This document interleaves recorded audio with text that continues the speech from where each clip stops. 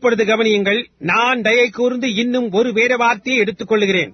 நாம் அந்த மகத்தான பரிசுத்த பவுலை பார்ப்போம். அதன் பின்னர் நாம் 1 கொரிந்தியர் 12ஆம் அதிகாரத்தை வாசிப்போம். பின்னர் நாம் 1 கொரிந்தியர் 13க்கு வந்து அங்கே பவுல் காதானது மூக்கினிடத்தில் நீ எனக்கு வேண்டுவதில்லை முதலான சரீரத்தின் அவயவங்களை குறித்து பேசிக் கொண்டிருக்கிறார். பின்னர் 13ஆம் அதிகாரத்தில் அவர் இப்பொழுது என்ன கூறுகிறார் என்பதை கவனியுங்கள். இப்பொழுது 2 விதமான பாஷைகள் அங்கே வேதத்திலே சொல்லப்பட்டிருக்கிறது என்று நாம் அறிவோம். அவைகளில் ஒன்று இந்த பூமியின் மேல் பேசப்படுகின்ற ஒரு பாஷையாய் இருக்கிறது, இன்னொன்று அறியாததொரு பாஷையாக இருக்கிறது. என்னுடைய வெளியேற பெற்ற ஜனங்களில் அநேகர் நான் ஒரு பெந்தேகோஸ்து என்று உங்களிடம் கூறியிருக்கிறேன். என்னுடைய ஜனங்களில் அதிகப்படியானவர்கள் அதை விசுவாசிக்கிறார்கள். அதாவது அவர்கள் பரிசுத்த ஆவியை பெற்றுக் கொள்ளும் போது அவர்கள் எழும்பி நின்று அறியாத அந்நிய பாஷையிலே பேசுகிறார்கள்.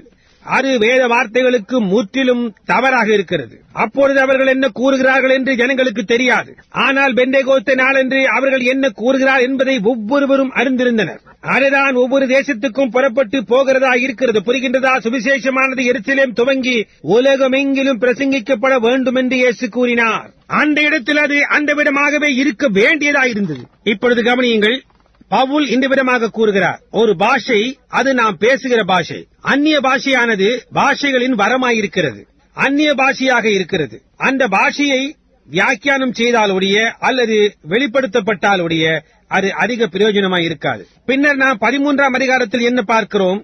நான் மனுஷர் பாஷைகளை பேசினாலும் அது பூமியின் பாஷையாய் இருக்கிறது, அல்லது தூதர் பாஷைகளை பேசினாலும் நான் மனுஷர் பாஷைகளையும் தூதர் பாஷைகளையும் பேசினாலும் அன்பு எனக்கு இராவிட்டால் நான் ஒன்றுமில்லை. எனவே நீங்கள் மனிதர்கள் தூதர்கள் 2 விதமான அசலான பாஷைகளாலும் நீங்கள் பேசலாம். அப்படி இருந்தும் இன்னும் பரிசுத்த ஆவியை பெறாதவர்களாயிருக்கலாம். எபிரேயர் 6ஆம் அதிகாரத்தில் அது நமக்கு இல்லையா? மழையானது கோதுமையின் மேலும் களைகளின் மேலும் பெய்கிறது, நீதியுள்ளவர்கள் மேலும் அநீதியுள்ளவர்கள் மேலும் மழை பெய்கிறது என்று இயேசுவானவர் கூறவில்லையா? பாருங்கள், கோதுமையை வளரும்படி செய்கிற அதே மழைதான் களையையும் வளரச் செய்கிறது, அதே மழைதான். ஆனால் அதனுடைய கனிகளால் நீங்கள் அதை அறிவீர்கள். ஆவியின் முதற்கனியோ அன்பாக இருக்கிறது. பவுல் என்ன கூறுகிறார்? எனக்கு எல்லாம் இருந்தும் எல்லா விதமான பாஷைகளிலும் பேசியும் ஆனால் அன்பும் நீடிய பொறுமையும் தயவும் விசுவாசமும் இச்சையடக்கும் முதலானவைகள் எனக்கு இல்லை என்றால் எனக்கு பிரயோஜனம் ஒன்றுமில்லை என்று கூறுகிறார். பின்னர் வரங்களை குறித்து கவனியுங்கள். நீங்கள் கூறலாம், அங்கே ஒரு மகத்தான தேவனுடைய மனிதன் இருக்கிறார், ஓ அவர் அற்புதங்களை செய்கிறார் என்று. அது அவனை இன்னமும் சரியாக்குகிறதில்லை. அற்புதங்கள் நடப்பிக்கும் வரங்கள் எனக்கு இருந்தாலும் 1 கொரிந்தியரில் பவுல் அந்த விதமான முறையில் ஏதோ கூறுகிறார். மலைகளை பெயர்க்கத்தக்க விசுவாசம் எனக்கு இருந்தும் ஆவியின் கனியாகிய அன்பு எனக்கு இல்லை என்றால் நான் ஒன்றுமில்லை என்கிறார். பார்த்தீர்களா? ஏனென்றால் விசுவாசமானது எந்த காரியத்தையும் செய்யும். அதன் நிமித்தமாகவே நான் உங்களுடைய ரட்சிப்பின் தகுதிகளினால் நீங்கள் சுகமடைவதில்லை, உங்களுடைய விசுவாசத்தின் தகுதியினால் நீங்கள் சுகமானீர்கள், உங்களால் விசுவாசிக்க கூடுமானால் என்று எப்பொழுதும் கூறுவேன். நான் மனுஷர் பாஷைகளையும் தூதர் பாஷைகளையும் பேசினாலும் அன்பு எனக்கு இராவிட்டால் நான் ஒன்றுமில்லை. அவனால் அதை செய்ய முடிந்தாலும் நான் ஒன்றுமில்லை. எனவே நீங்கள் பாருங்கள், உங்களால் ஒன்றையும் கூற முடியாது. இப்பொழுது என்னுடைய வெளியேற பெற்ற மெத்தடிஸ்ட் நண்பருக்கு இங்கேயும் எல்லாவிடத்திலும் என்னிடத்தில் 2 சாரார்கள் இருக்கிறார்கள். அவர்களை இங்கு நான் உடையவனாய் இருக்கிறேன். அவர்களில் அநேகர் மெத்தடிஸ்ட் சபை அதன் துவக்க நாட்களிலே, அதன் பூர்வ நாட்களிலே ஒரு மனிதனுக்கு போதுமான அளவு மார்க்கம் இருந்து சத்தமிடுவதற்கு பரிசுத்தமாக்கப்பட்டிருந்தால் அவன் அதை உடையவனாய் இருக்கிறான் என்று வழக்கமாக விசுவாசிப்பார்கள். பெந்தேகோஸ்துகள் அவன் அந்நிய பாஷைகளில் பேசின பொழுது அவன் அதை பெற்றுக் கொண்டான் என்று கூறுகிறார்கள். இந்நாட்களில் சுகமளிக்கும் ஊழியம் உங்களுக்கு இருந்தால் நீங்கள் அதை உடையவளாய் இருக்கிறீர்கள் என்று அவர்கள் கூறுகிறார்கள். கவனியுங்கள் நண்பர்களே, உணர்ச்சி வசப்படுதல், இதனை தேடவும் சார்ந்திருக்கவும் முயற்சியாதேயுங்கள். உணர்ச்சிகளின் மேல் அல்லாமல் உண்மை பொருளின் மேல் சார்ந்திருங்கள். சத்தமிடுதல் அதெல்லாம் பரவாயில்லை, பாஷைகளில் பேசுதல் அதெல்லாம் பரவாயில்லை, கர்த்தரை துதித்தல் அதெல்லாம் பரவாயில்லை, விசுவாசத்தினால் அற்புதங்கள் இருத்தல் அதெல்லாம் காரியங்களும் பரவாயில்லை. அந்த உணர்வுகள் அவர்களில் சிலர் பலத்த காற்று அடிப்பது போன்று அதை நான் உணர்ந்தேன் என்றும், இன்னொருவன் என்னுடைய ஆத்துமாவில் நான் அக்கினியை உணர்ந்தேன் என்றும் கூறுகிறார்கள். எந்த விதத்திலும் அது சரியாக ஆக்குவதில்லை. அதை பெற்றுக்கொண்ட பின்னர் நீங்கள் எப்படி ஜீவிக்கிறீர்கள் என்பதுதான் அது. புரிகின்றதா? அதுதான் இருக்க வேண்டியது. புரிகின்றதா? எனவே நீங்கள் எந்த குறிப்பிட்ட உணர்ச்சி வசப்படுதலுக்கும் இதை சுட்டி காட்ட முடியாது. இப்பொழுது எனக்கு தெரிந்த உத்தமமாக மேலானது அதுவே. நான் ஒரு கால் தவறாயிருக்கலாம். அப்படியாய் நான் இருந்தால் அப்பொழுது நான் வேற வார்த்தைகளை தவறாய் புரிந்து கொண்டேன் என்பதாகும். அது முரணாயிருந்தால் நல்லது, நான் முரணாக இருக்க வேண்டும் என்ற நோக்கம் எனக்கில்லை. புரிகின்றதா?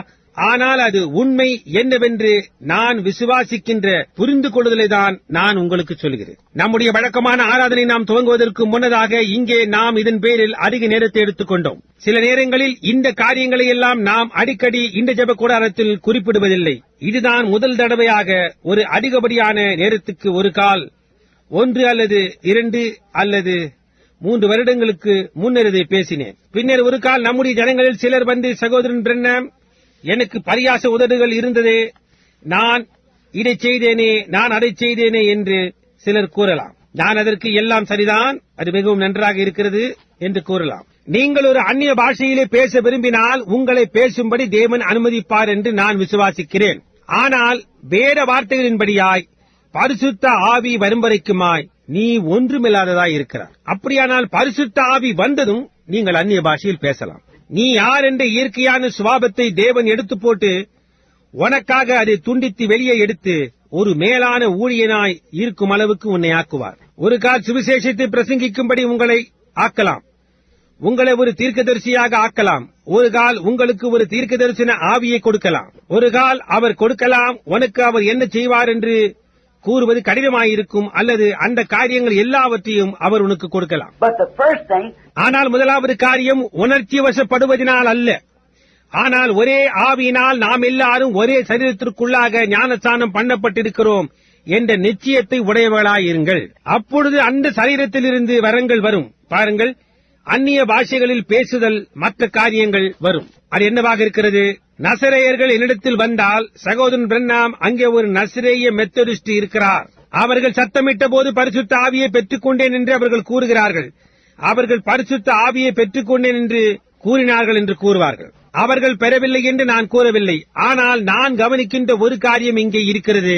அவர்களுடைய கனியினால் சத்தியமானது வெளிப்படுத்தப்பட்ட போது அவர்களில் சிலர் அது பிசாசாக இருக்கிறது என்று அதற்கு எதிராக கசப்பாக திரும்புகிறார்கள். அப்பொழுது அது எங்கிருந்து வந்தது என்று கனியானது காட்டுகிறது. புரிகின்றதா? அவர்கள் அதை பெறவில்லை என்பதை அது காட்டுகிறது. ஆனால் வெளிச்சத்தை நடக்க சித்தமாய் இருக்கிறவர்கள் வார்த்தையை ஏற்றுக்கொள்கிறார்கள். இங்கே சிறிது காலத்துக்கு முன்னர் நான் கென்டக்கியில் பிரசங்கித்துக் கொண்டிருந்தேன். அந்த கூட்டத்தில் அற்புதங்களின் நாட்கள் கடந்து போய்விட்டன என்று விசுவாசிக்கின்ற சபையை சேர்ந்த ஒருவர் வெளியில் இருந்தார். அவர் ஒரு லாந்தர் விளக்கை கையில் பிடித்துக் கொண்டிருந்தார். அவர், நான் பிரசங்கியாராகிய உமக்காகத்தான் காத்துக் கொண்டிருந்தேன் என்றார். நானும் ஒரு வயதான மாமாவும் இருந்தோம். அவர் கடந்து போய்விட்டார். நான் ஆமையா என்றேன். அவர், நான் இன்னார் என்றார். நான் அவருடைய கருத்தை குலுக்கினேன். சகோதரனே, உம்மை சந்தித்ததில் நிச்சயமாகவே சந்தோஷப்படுகிறேன் என்றேன். அவர் என்னிடத்தில், நீர் முற்றிலுமாக தவறாக இருக்கிறீர் என்று நான் விசுவாசிக்கிறேன் என்பதை உம்மிடத்தில் கூற விரும்புகிறேன் என்று கூறினார். நான் அதற்கு, நல்லது, அதை கூறுவதற்கு உமக்கு உரிமை இருக்கிறது, ஏனென்றால் நீர் ஒரு அமெரிக்கனாய் இருக்கிறீர் என்றேன். அவர் அதற்கு, நல்லது, நீங்கள் பாருங்கள், எங்களிடத்தில் அப்படி என்றார். நான் எதில் தவறு? சுகமளிப்பதை குறித்து கூறுகிறீரா என்றேன். நேற்று அங்கே வெறுங்கால்களில் ஒரு சிறு குழந்தையுடன் நடந்து சென்றாலே அவளை குறித்து என்ன? அவளுக்கு வயது 14 கூட இல்லை. வெறுங்கால்களில் இருந்தாலே. நீங்கள் அதை குறித்து என்னவென்று அழைப்பீர்கள்? கிங்காம், கேலிக்கோ அல்லது ஏதோ ஒரு விதமான ஆடை. அந்த காரியங்களை குறித்து எனக்கு தெரியாது. அவள் ஒரு சிறு குழந்தையை கரத்தில் வைத்து என்னிடம் மட்டுமாய் வந்தால், ஜனங்களோ அடர்த்தியாய் இருந்தார்கள். இது ஒயிட் ஹால் மெத்தடிஸ்ட் சபையில் நடந்தது. கென்டக்கியில் உள்ள பெர்கஸ்வில்லிக்கு வெளியே இருக்கிறது. நான் அங்கேதான் பிறந்தேன். அவள் இந்த சிறிய குழந்தையை வைத்துக் கொண்டிருந்தால், யாராவது வியாதியாய் இருக்கிறீர்களா என்று நான் கேட்டேன். அவள் ஊடாக நடந்து அங்கே வந்தால், ஒரு சிறிய கூச்சமுள்ளவள் தன்னுடைய தலையை வணங்கினவாறு, ஆமையா, என்னுடைய குழந்தை என்றாள். அந்த சிறுசு இந்த விதமாக போய்க் கொண்டிருந்தது. அந்த குழந்தைக்கு என்ன சகோதரியே என்றேன். அதற்கு அவள், இழுக்கிறது, உதறுகின்றது என்றாள். உதறுதலா என்று கேட்டேன். ஆமையா என்றாள். எவ்வளவு காலமாக இந்த பிள்ளைக்கு இப்படி இருக்கிறது என்றேன். அதற்கு அவள், பிறந்தது முதலாய் அதற்கு அப்படி இருக்கிறது, 1 வயதை நெருங்கிக் கொண்டிருக்கிறது என்றாள். அந்த குழந்தையை என் கரத்தில் தூக்க நீ அனுமதிப்பாயா என்றேன். உயரே அங்கே மலைகளின் மேல் நீங்கள் ஒரு விதமாக அதை கவனிக்க வேண்டும். அவள் ஆமையா என்றாள். அந்த சிறு பையனை என் கரத்தில் கொடுத்தாள். நான் ஒரு நிமிடம் அப்படியே நின்றேன். என்னுடைய இருதயத்தில் நான், தேவனே, இந்த ஜனங்களை நான் ஜெயிக்கும்படியாய் நீர் செய்யப் போகிறீர். அப்படியானால் எனக்கு இப்பொழுதே ஏதாவது காரியத்தை செய்யும் என்று கூறினேன். நான் அந்த குழந்தையை என் கரத்தில் வைத்துக் கொண்டிருக்கும் போதே அந்த இழுப்பு நின்று போயிற்று. நான் அதை நோக்கி பார்த்தேன். உயரமாக தூக்கி கரங்களில் அதனோடு விளையாடினேன். அது சிரித்து உற்று என்னை பார்த்தது. அவளை கீழாக நோக்கி பார்த்தேன். அவளுடைய தலையை தொங்க போட்டவாறு இருந்தாள். தலைமை 2ஆக வகுக்கப்பட்டு ஜடை போட்டு முதுகின் மேல் தொங்கிக் கொண்டிருந்தது. அவள் தன் தலையை தூக்கி பார்த்தாள். கண்ணீர் அவளுடைய சிறிய கன்னங்களில் வடிந்தோடிக் கொண்டிருந்தது. முரட்டு மனிதர்கள் அவர்களுடைய முகத்தில் எவ்வளவு நீளமான கிருதாமயருடன் நின்று கொண்டு அவர்களுடைய கன்னங்களிலிருந்து கண்ணீர் வடிந்தோடிக் கொண்டிருந்தது. சகோதரியே, இதோ உன்னுடைய குழந்தை, இயேசு கிறிஸ்து அதை சுகமாக்கினார் என்று கூறினேன். அந்த வயதான ஸ்திரீகள் மயக்கமடைந்து தரையிலே விழத் துவங்கினர். அவர்களுடைய முகத்தில் தண்ணீர் தெளித்து அவர்களுக்கு விசிறினார்கள். அதை செய்தது என்ன என்று கேட்டேன். அதற்கு அவர், சகோதரன் பிரண்ணாம், நான் முற்றும் முடிய ஒன்றை கண்டாலொழிய நான் ஒன்றையும் ஏற்றுக்கொள்வதில்லை என்று கூறினார். சரி, அப்படியானால் அது ஒரு நல்ல கருத்து நினைக்கிறேன். ஆனால் நீர் எங்கே ஜீவிக்கிறீர் என்று நான் உம்மை கேட்க விரும்புகிறேன் என்றேன். அதற்கு அவர், அங்கே மலைகளுக்கு பின்னாக இந்தபடியாக ஜீவிக்கிறேன். என்னோடு கூட வீட்டுக்கு வந்து இன்றிரவு என்னோடு சாப்பிட்டு வரலாமே. நான் உமக்கு சில சோள ரொட்டியும் மோரும் தருகிறேன் என்றார். நான் சொன்னேன், நான் உம்மோடு வர விரும்புகிறேன். நான் உண்மையாகவே பசியாயிருக்கிறேன். ஆனால் என்னால் அதை செய்ய முடியாது. என்னுடைய மாமாவுடன் நான் வீட்டிற்கு போயாக வேண்டும். ஐயா, நான் உம்மை கேட்க விரும்புகிறேன். நான் உம்மிடத்தில் ஒரு காரியத்தை குறித்து கேட்க விரும்புகிறேன். நீர் வீட்டிற்கு போய் சேருவீர் என்று உமக்கு எப்படி தெரியும் என்றேன். அவரோ, நான் அப்படியே நடந்து மலையின் மேல் கடந்து அங்கே போய் விடுவேன் என்றார். உம்முடைய வீட்டை உம்மால் காண முடிகிறதா என்றேன். அவர், இல்லை என்றார். நான் சொன்னேன், அப்படியானால் அங்கே போய் நீர் சேர்வீர் என்று எப்படி உமக்கு தெரியும் என்று. அங்கே போய் சேருகின்ற ஒரு பாதை எங்கே இருக்கிறது என்று அவர் கூறினார். நான் சொன்னேன், ஆனால் இன்னமும் உம்மால் அதை காண முடியவில்லை. நீர் இப்பொழுதுதான் என்னிடத்தில் கூறினீர், நான் எதையும் முற்று முடிய கண்டால் ஒழிய அதை ஏற்றுக்கொள்வதில்லை என்று சொன்னீரே என்றேன். அவர் அதற்கு, ஓ, நான் விளக்கை எடுத்துக்கொண்டு அந்த விளக்கோடு நடந்து செல்வேன் என்றார். நான் சொன்னேன், அதைதான் நானும் செய்ய வைக்க வேண்டும் என்று முயற்சித்துக் கொண்டிருக்கிறேன் என்று. அவர் விளக்காய் இருக்கிறது போன்று அந்த லாந்தர் விளக்கு வெளிச்சத்தை கொடுக்க நீர் அந்த வெளிச்சத்தில் நடக்கிறீர். நாம் அங்கே சரியாய் போய் சேர்ந்து விடுவோம். நான் அந்த முடிவை தெளிவாய் காணவில்லை என்றாலும் ஆனாலும் அது அங்கே இருக்கிறது என்பதை நான் அறிவேன். இப்பொழுது நாம் ஜெபம் செய்வோமாக.